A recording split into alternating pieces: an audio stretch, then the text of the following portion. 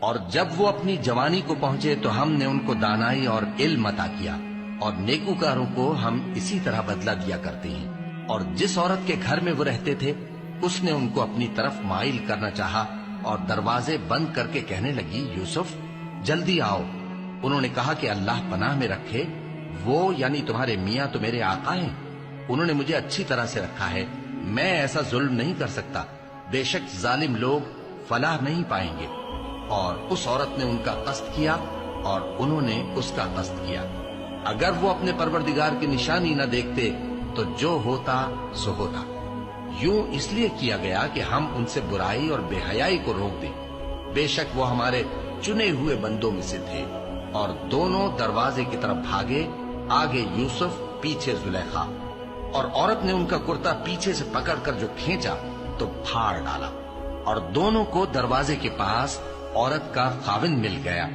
تو عورت بولی کہ جو شخص تمہاری بیوی کے ساتھ برا ارادہ کرے اس کی اس کے سوا کیا سزا ہے کہ یا تو قید کیا جائے یا اسے دکھ کا عذاب دیا جائے۔ یوسف نے کہا، اسی نے مجھ کو اپنی طرف مائل کرنا چاہا تھا۔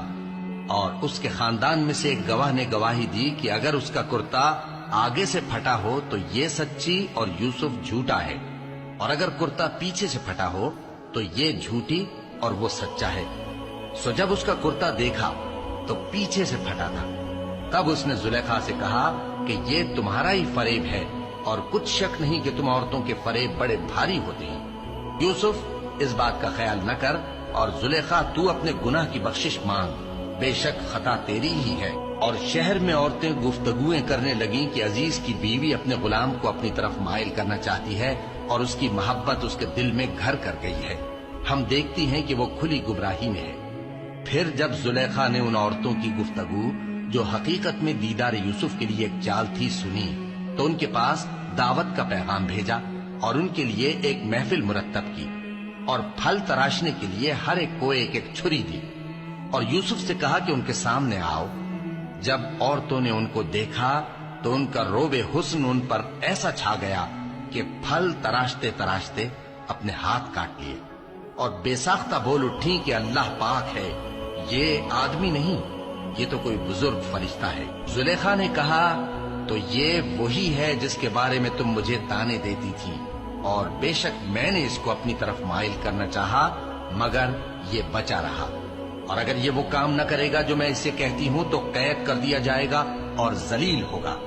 یوسف نے دعا کی کہ پروردگار، جس کام کی طرف یہ مجھے بلاتی ہیں اس کی نسبت مجھے قید پسند ہے، اور اگر تو مجھ سے ان کے فریب کو نہ ہٹائے گا تو میں ان کی طرف مائل ہو جاؤں گا اور نادانوں میں سے ہو جاؤں گا۔ پس ان کے رب نے ان کی دعا قبول کر لی اور ان سے عورتوں کا داؤں ٹال دیا، بے شک وہی تو سننے والا ہے، جاننے والا ہے۔